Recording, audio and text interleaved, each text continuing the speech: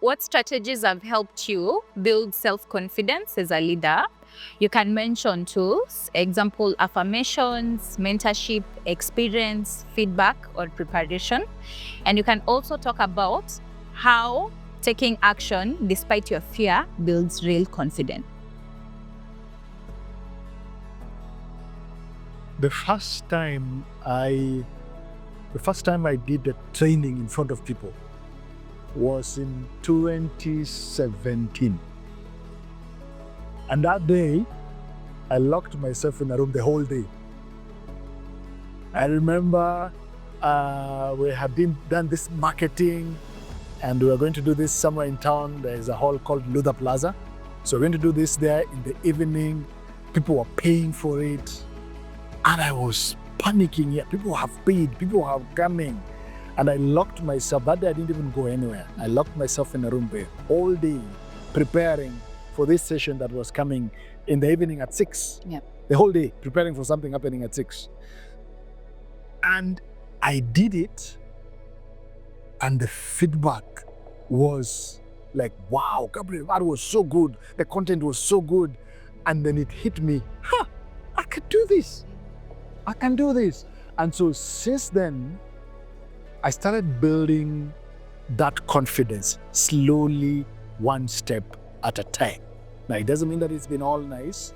There are moments I've made mistakes. And I remember once doing a training, and it was a virtual training, and I did a training and I said something in a way I was not supposed to say it. That thing got into my head, and I started overthinking about it. And so immediately after the training, the person we were working with, I told the person, hey, do you know I said something that was not right? And then she went like, where? And so she asked me, do you know you're the only one who knows it was not right? All those people have no idea what you are supposed to say. And so none of them is going thinking that what you said is right. It's in your hand. And so I've had nowadays to learn to sometimes, of course, it's good to review how you've performed. It's good to evaluate your performance, how you're growing.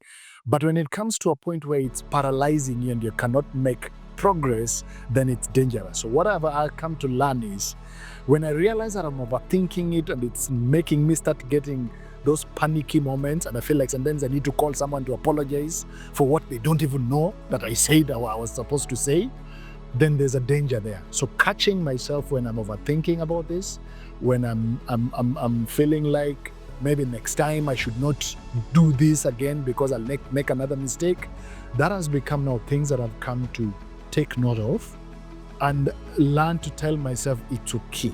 And so feedback has helped. But also preparing myself and reading a lot of material. So I've read books, and so I realized that I walk into rooms where I've read books that people have not read. I know things that people don't know. And so when I say something and it catches people's attention, I'm like, hey, I thought everybody knew that. And then when I realize I'm the only one who knew it, and I've said it and people want to hear more, it builds my confidence. And so I think it's good to get genuine feedback from the people who are for you. So identify some, for me, I'm blessed to have people around me who give me genuine feedback. Occasionally, every so often, I try to do a feedback form where I send it out there, and I'm about to do one in a few days. Send it out there, guys give me feedback, I sit down with them and just say, okay, you said this, where did that come from? You said this, where did that come from? Because it helps me to be able to watch out for my blind spots that might pull me down. After doing that feedback and I still make a mistake, it reminds me that I'm a human being. And so I have grace for myself. And that helps me a lot in growing this journey of handling imposter syndrome or moments when I feel like I'm not good enough.